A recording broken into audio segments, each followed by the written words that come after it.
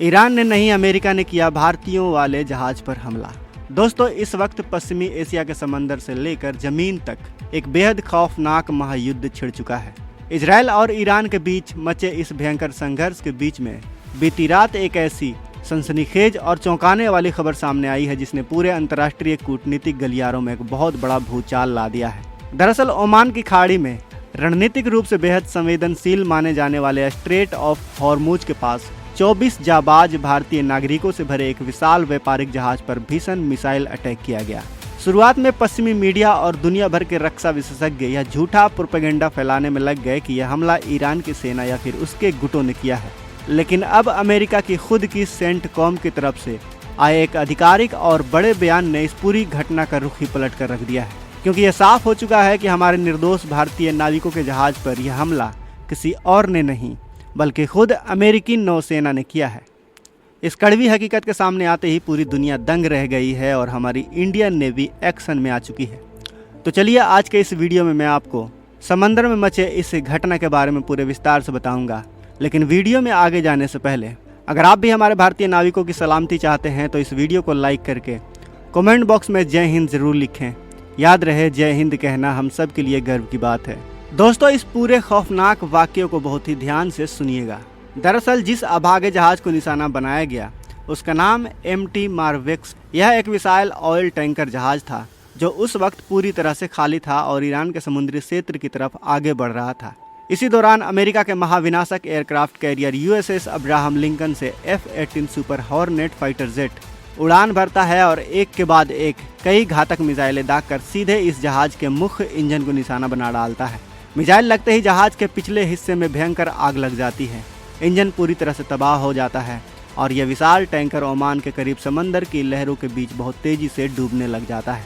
और यही वजह है कि जब समंदर के बीच मौत को सामने देखकर इन 24 भारतीय नाविकों ने जहाज के डूबते डेक से एक बेहद भावुक वीडियो संदेश जारी किया तो पूरे सोशल मीडिया पर हड़कंप मच गया।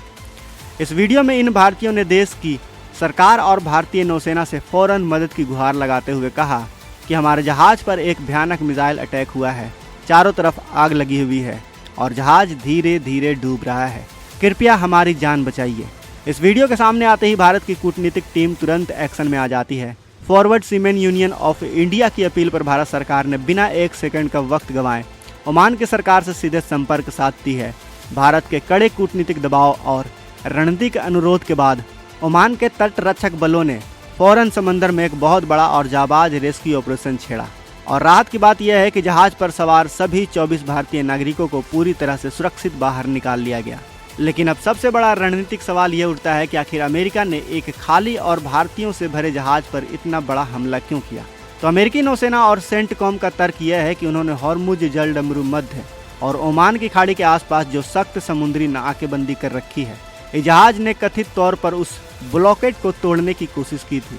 लेकिन भारत के कूटनीतिक रुख ने अमेरिका को भी बैकफुट पर ला दिया है, क्योंकि भारत का साफ कहना है कि बिना किसी ठोस अंतर्राष्ट्रीय कानूनी आधार के निर्दोष वाणिज्यिक जहाज़ों को इस तरह युद्ध का निशाना नहीं बनाना चाहिए। ये बहुत ही गलत बात है।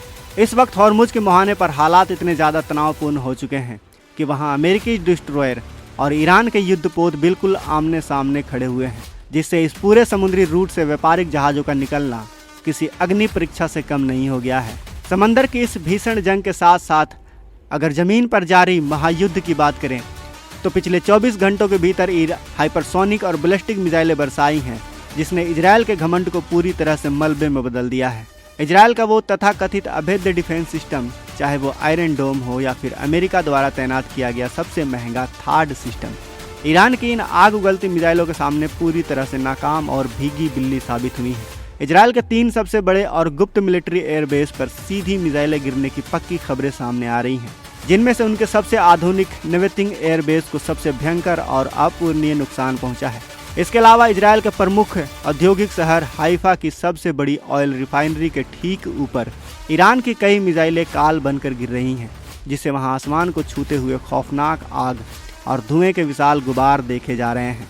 इजरायल के तेल अवीव और बीर सेबा जैसे बड़े शहरों की हालात ये हो चुकी है कि पिछले 24 घंटे से वहां के नागरिक और बड़े बड़े नेता ईरान की मिसाइलों के खौफ से जमीन के नीचे बने बंकरों में चूहे की तरह छिपे बैठे हैं।